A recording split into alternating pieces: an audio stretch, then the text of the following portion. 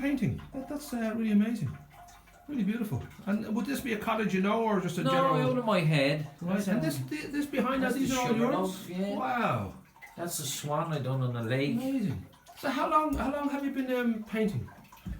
Like, has it been always there, like as a kid, or is it something I always had it.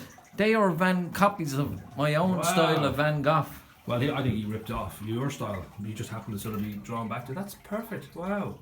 That really is amazing. I love that one there now.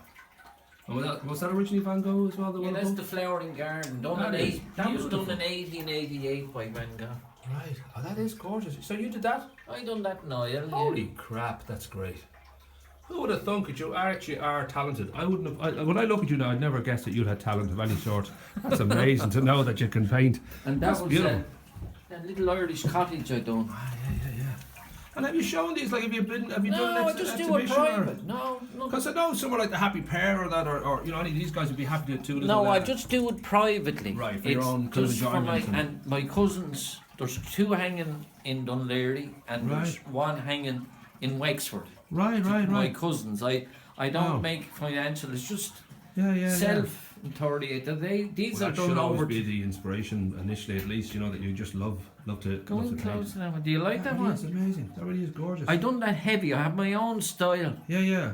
Oils, obviously. Isn't Oil and acrylic. I mix the two mediates together. Right. Beautiful stuff. Gee, I wouldn't have guessed that. I just sit in and I find those now, especially the detail, like the Van Gogh, just where there's lots of little kind of, literally there's a million dots sort of involved in getting. No, well, that's a fella called Surratt. What's his name? Surratt. That was okay. Okay, lovely. Yeah. This is somebody else's, and it's just a. That's out of me head, the Sugarloaf. Right. I do that just out of me head. Then I framed them myself as well. Gotcha. So is that your sort of name when you're? Well, I put my name on it. I signed. Right. And what is it? Surratt? Is it you call it? No, he was an artist who worked in pointillism. Okay. And he was. So is that your painting? That's mine. They're all mine. You did write down the artist who originally did it. No, he never done them. Okay. So these are my own. Right. I done a year in VTech. Right. And at my own pace, but I just found my own style. You study different artists to find out what actually. I've this done over 2 years. Well, it's like music and all that, but just so I get the riddle right. So this name down here is what? SHAY CLEAR. Okay, it is SHAY. Okay, when you said Surratt, I thought maybe there was I studied the way he painted. Gotcha. Okay. Beautiful, and I like Van Gogh. Oh yeah. Who was born in Holland. Yeah. And he had his own style. Oh, I think he's. So I'm trying to find my particular style. Well, that now I would immediately just be drawn to that if I came into any room. That's really beautifully done. You like? Oh, amazing. Like? And, are you sure it's you? Because as I said, I wouldn't expect you to have talent of any sort. Now, you sure you're not just buying these in a shop and putting your name on them? They're fantastic. And what we'll do is we mentioned as we come in actually just that we will go to. That was the swan I done. Yeah, it's amazing. Really gorgeous. We will pop close to it so you can get it. Yeah, well, the detail is fantastic. I can kind of see. It's heavy. Yeah. I went heavy on the oil. Right. That's fantastic. And really gorgeous. Kick on the. So would you have like as I said, you started when you were young, but you're talking about teenage years. Would you have started painting, or was it later on? No, I was always interested in art. Right. I always had an interest, but I left it too late, basically. Well, you so I found my own style. Great. With art, you have to find your own style. Sure. You can pick up certain little things and details from different artists, different periods. Impressionism. Sure. And I do this for just self-comfort. I just do it just for self-comfort. Technique is one thing, but your actual voice, we'll say, is the most important thing. That whatever medium you're using, that you find something that's is your particular way of doing it. That's the important. That's correct. You find your own. All artists have. All people have great talent, but they never bring it out. No. You have to find your own. That's my style now. In journalism terms, we call this a great segue. We're going to talk about another great artist. Well, 2 great artists live just either side of your house. We're going to talk about your relation, but also just by sheer chance. In the golfing world. Well, I just find it amazing that on the same little stretch, same little bunch of cottages. 100 yards of these cottages. We'll have a look at Harry. I know we're talking about the great Harry Bradshaw, and Harry's achievements. White House. I don't know. Would you know his titles? Because I will be able to put it in the piece above, but I don't know his what he actually won. He was just one of the great golfers. So they were postcards. Yeah, brilliant. Of my Van Gogh. Nice. I don't know. Now they're done 2 years ago. All right. They're Wow. over 2. I haven't done. And that was a little abstract I done one day. A little bit of Picasso, or what would you say? Well, you're looking at what you call them. Dali, or I wouldn't know all the paintings. It's my version. There's a lot of things in that. Yeah. I've used, you know. Sure, yeah. It's just an abstract. It's just a mixture of colour. Sure. As you see the clock, watch time. You'll see a human with dinosaurs. As you observe it, you'll get more messages out of it. Of course, yeah. And things like that. I use a little bit of colour. I do that in a couple of hours, actually. Brilliant. That's done in acrylic paints. Yeah. And you'll see my face actually coming after a bit. Nice. It'll just come in there. I see the detail there. So I'm trying to observe different things. And up here is the face with the mouth open. So you're trying to congest the whole lot. Yeah. I just do it privately, that's all. Sure. Well, that's the way to do it. Initially, you should always feel that it's for you more than anybody else. And if other people kind of find they get inspiration from it, that's a wonderful thing. I done pottery and sculpture. Don't show this. All right. Oh, that looks great. Yeah, I done that in. It's amazing what you learn in rehab. You've got all sorts of good stuff going on here. We'll have a look outside as your it would be your uncle or uncle, yeah. Yes, so Uncle Harry, who amazes me that he's. So I know, as I said, he went to the White House. That's the sort of level of success. That was 48, 49. I'll go through here. All right, Max or Raxer, you all right? You like me painting? Oh, they're amazing. Yeah, well, it's just myself. Sure. Go on back there, you big Egypt. You're reversing down steps. What are you doing? Come on, Wally boy. Quick on the what you call it. Say what? The what you call it. Yeah, last week was very quick, wasn't it? On the. I usually try to put a post that day because I feel it's still fresh. You know, you kind of feel, well, that happened today. This is a conversation. I did get one. Everybody had a great kick, but I did get one email from a disgruntled guide reader who felt that that I didn't let you talk enough, and that we were kind of rambling. And I don't think they realised that both you and I are a little bit mad, and we're just having a conversation as opposed to this is not a history lesson. We're not being the definitive history of Delgany or. So I apologise to this beautiful man who I did send a room. Specifically was I just said that I you won't believe this. He thinks I talk too much, and that we didn't stay on record. Yeah, I'm worse. We got to stay on the menu, not be going off menu. Max, get over here, you big Egypt. Come on, as quick. I say now. Now this is the house that. This would have been the address. Right, but this would have been Harry would have been born just on this location then. Well, there was a gate lodge here. Right, for the gate lodge where my mother was born. Ah, okay. And Harry lived here, and his father worked on the course. He was the pro. My grandfather. Yeah. And within 100 yards, and just up here, you have Eamonn Darcy. Yes. Who went on, I think now, I wouldn't be 100%, who won the under 25 world title in Dubai. Right, I can check this now online and make sure we've got the info.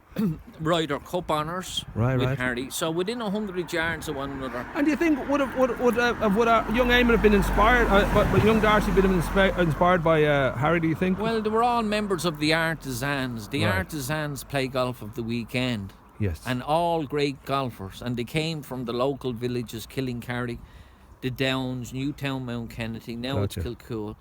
And the local artisans who are weekend golfers. Yes. Some great golfers came out of that. Yeah. Powerful golfers. But they could only play on their weekend. And as I say, within 100 yards. And Delgany Golf Course itself has 4 Ryder Cup players. Fantastic. Because Jimmy Martin, who was a local man as well. We'll move down to the bench here in case more cars come. He was a local man as well.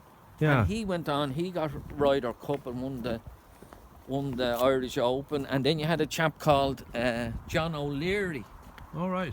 And John O'Leary was a member of Delgany from the age of 7, so he could come under members, part of Delgany. Yeah. So it's very rare to have a golf course with produce 4 Ryder Cup players. That's amazing. That have some idea about, you know what I mean? And how did Harry's success affect the family? It must have been pretty spectacular to sort of have that happen. It was after the war years when things were rough. Right. And Harry was real easygoing. He was real genteel. And he learned, I think he was a member of Artisans. See, Greystone's Artisans started first. Right. And then Delgany.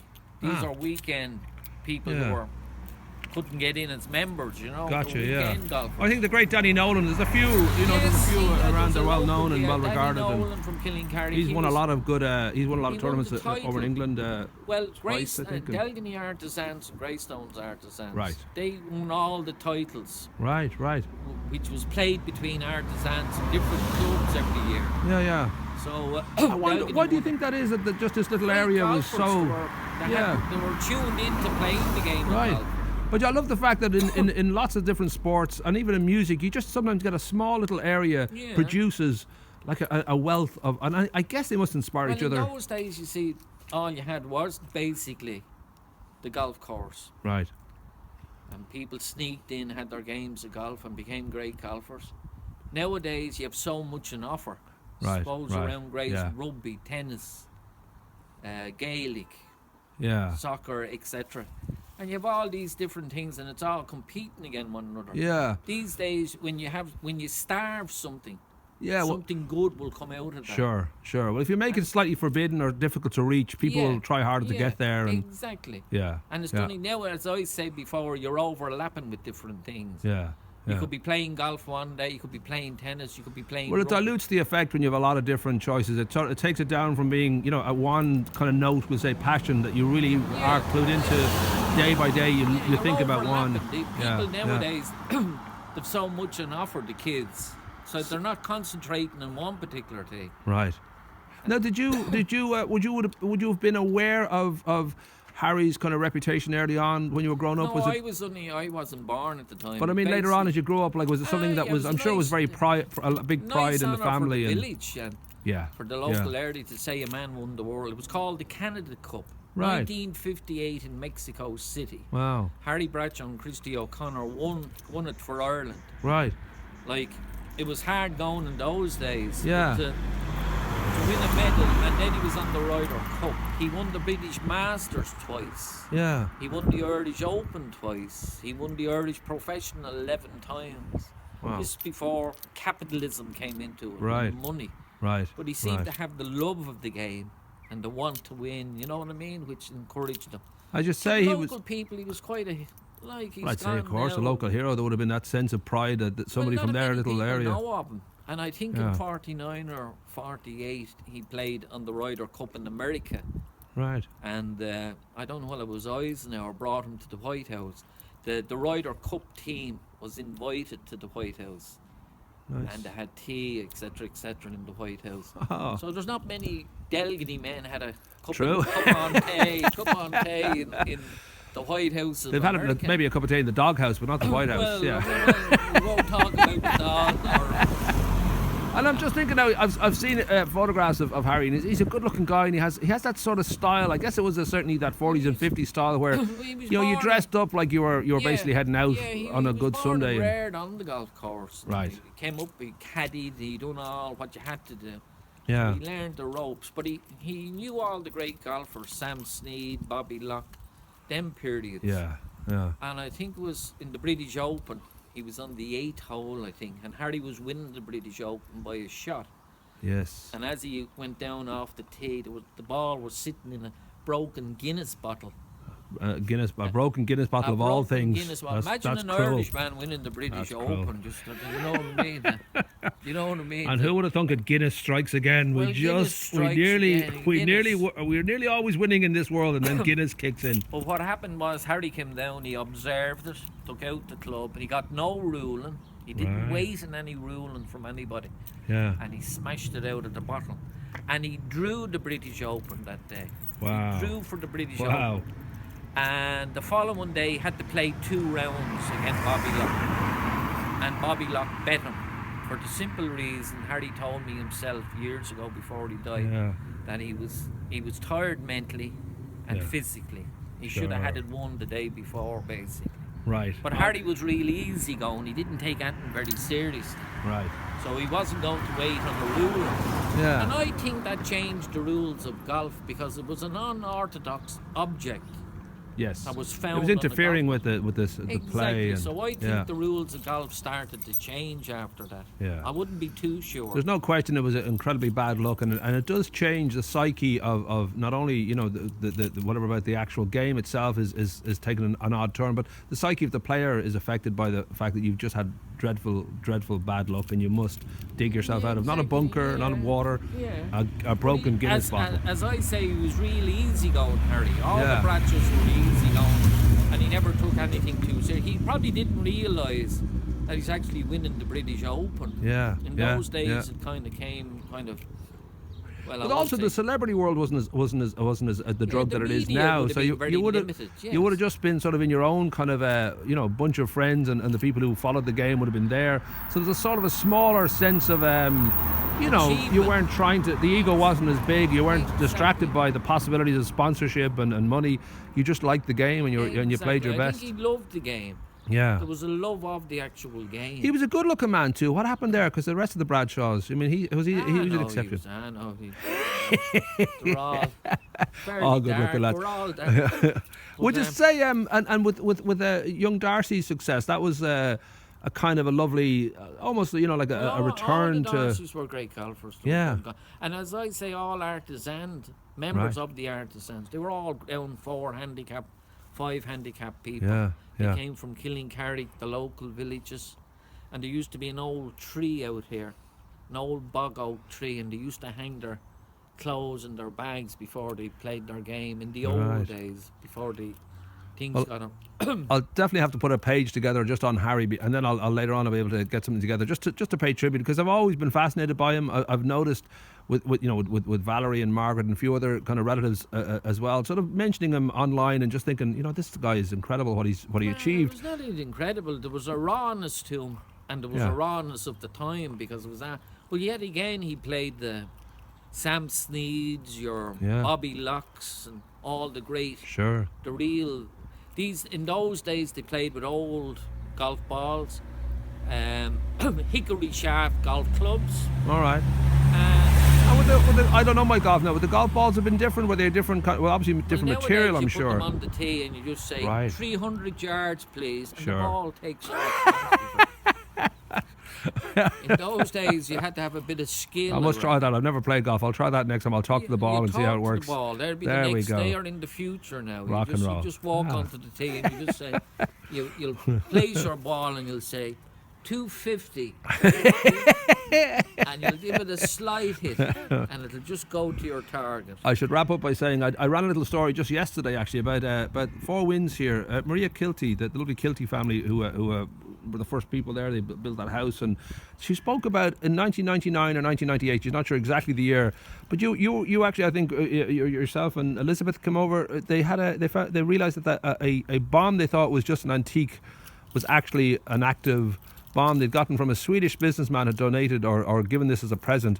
They painted it red, white and blue. They had this bomb in the family home. The sitting room, Yeah, and they were kicking it about and having great fun with it, playing army games. And I carried it out from the sitting room one day to the garage. Right. And she says, when you move this, we have it in the house for so long, we're thinking of getting rid of it. Would you mind? Because I put it in the barn years ago. And then Did you ever drop it? Because nobody expected it to have any life in it. The village is still here. The local residents are still here, so there would be. Yeah. But then one day I was coming up the road, and all the people from the cottages and the Irish Army were out. The bomb squad, the whole shebang. Z cars. Oh my Car God. 54. So there was it was. I think there was a lot of panic at the time. Anything mysterious, military-wise, and antique-wise. Oh, yeah. that had to be analysed anyway. But to see the Irish Army surrounding the village because of it. That must have been fantastic. The old folk were out in their dressing gowns because some of them were sick at the time. Right. But that must have put the heart sideways on you a little bit, knowing that, when you realise that something you had assumed was basically an ornament. Well, me being so simple and innocent, and she's saying it was an ornament in the house at the time. And how big was she? Was like you know, my God, big enough big to enough move to- Delgany to close to Delgany could Killincarrig. Could have been over in Kilcool. We could be a lake right now. We could have been in Dunleary by now. We could have been out in Dunleary. But did your heart go sideways when you realised that you'd been basically messing around with? No, it doesn't worry me. Wow. About time someone had to get the hell out of their barracks from drinking tea. All that taxpayers' money, might as well see what they're up to. Exactly, Yeah, get them to do a They've job. done a good job. There was only 10 killed. Nice. No, but, Well, you know what we'll do? We'll super fun. This is lovely. As I said, I'm going to put a page together for Harry. It's nice to talk about him, especially with somebody who's related to him. But we'll have a think now. As I said, we'll get together and it's You want whatever to you go feel down and like. see where he was in the Bradshaw's house. Oh, But yeah. as I say, right where the artisans here, that was a gate lodge. Okay, right. So That's this is, where this is the stand artisans up on the kind of. thing there, Yeah, I kinda. see this because my dad worked on the golf course for years, so I was sort of aware now of many of the buildings and all That's that. where the old gate lodge was. Right. Into the estate. Gotcha. And my mother was born in the little cottage, Wow. and it was knocked. And then they moved from here down to the house at the Delgany Down at the Inn, village, yeah, up just beside Delgany Inn, they yeah. moved there. Great curious house because you're kind of almost hidden really, even though you're right in the middle of the village. Yeah, Because you've got it's this nice. alleyway up beside the Delgany Yeah, Inn. It's almost like yeah. it's you wouldn't Mammy expect a was house to be up 7 there. when she moved from here. Oh My wow. mother was 7-year-old, Right. and they moved down to the village there. Nice. Close up the lane. Yeah. That was in a dispensary. It was a health centre. They were called Right. dispensary in the day. Right. And then Now the house they live in, or I know the house beside it's been a kind of a between doctor's. And then Yes. you had the hotel. That was a hotel. Yes, of I course. think Yeah. it was owned by the Sweeney sisters. Quite Okay. famous at the time. And was it called? You know, it wouldn't have been called the Delgany Inn, obviously back then. I don't know what the I name. think it came under the Sweeney. Right. Sweeney's. Maybe that's what it's called. Yeah. Or your Okay, local. okay. Yeah, They yeah. were sisters. Gotcha. And people used to come on holidays from England and all back before the trouble started in the north. Right. And I remember lots of people growing up as a young lad to be coming every year to the village, and they'd walk up to the golf course for a game of golf and all. You know, Nice. you had that kind of nice communication. Of Then course, yeah. Well, the trouble started in the north and things like that. yeah. And everything went flat. You know, there was Sure. no visitors then. And then the hotel changed different owners over the year. Yeah, and became And sort of then known Miss- more of a woman bar called and Mrs. Platt had it, yes. and she yes. done it up a lot. Hi there. She Hello. she put a lot of work into it, and she Right. built a lovely kind of a Spanish chalet out the back. Yes. And the man, it was quite nice, and the food Yeah. was lovely. Oh, it's had great periods of time. It's doing very well right now. With the bakery's doing what's hugely happened well. in and- Delgany yeah. is the village itself. It's lovely to see fresh businesses coming in. Sure. It has a rustic image to it. Yes. And it has a kind of fresh bakery, as you say. Yeah. The Nice firehouse, yeah. food, and they're doing quite well. Incredibly But, well. Yeah. it's and the bakery. Pigeon House restaurant as well. That's right. over. Yeah. They've been winning awards. But in the last 30 years or so, the particular hotel has changed. Different people Sure. has sure. owned Yeah. it, Yeah. etc. You know. As often happens in these situations. Yeah. But what we'll do is we'll have a think about this will go up today now. We'll have a think about it geez, for look, next week. Will you have show a think it- about other parts of the history that you want to cover? Show us some of that now before you. No. The last thing I want to do is frighten you because you know I'm very close to your face. I don't know if you know what you Yeah, look but- like, but I don't know if you'd really be able to take it. The what you call it?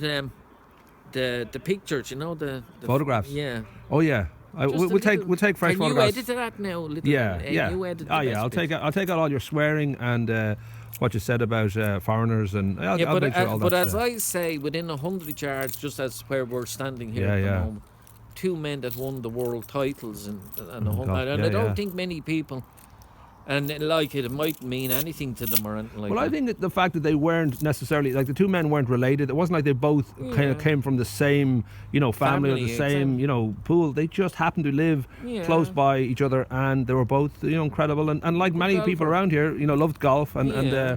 I think that's a wonderful thing that well, both of them Delgany has were. a nice honour because have 4 Ryder Cup players Yeah. and Oh no, it's amazing. and Beautiful, 2 beautiful men, bit of history. as I say, from the same road. Yeah. And And but as- it's a very humble looking road. You'd never expect anything happens up here. Yeah. cottages here, the old cottages. Sure. But you know what? I see we're up to like 24 minutes now, so I'm gonna hit this and we'll grab And next when week. would that be out? That will be Don't up. say- That'll be up today now. What are we on today? We're on Saturday, aren't we? So it'll be up this evening, and I might take a fresh photograph because you're such a beautiful man. I want to do justice to that gorgeous face. All right.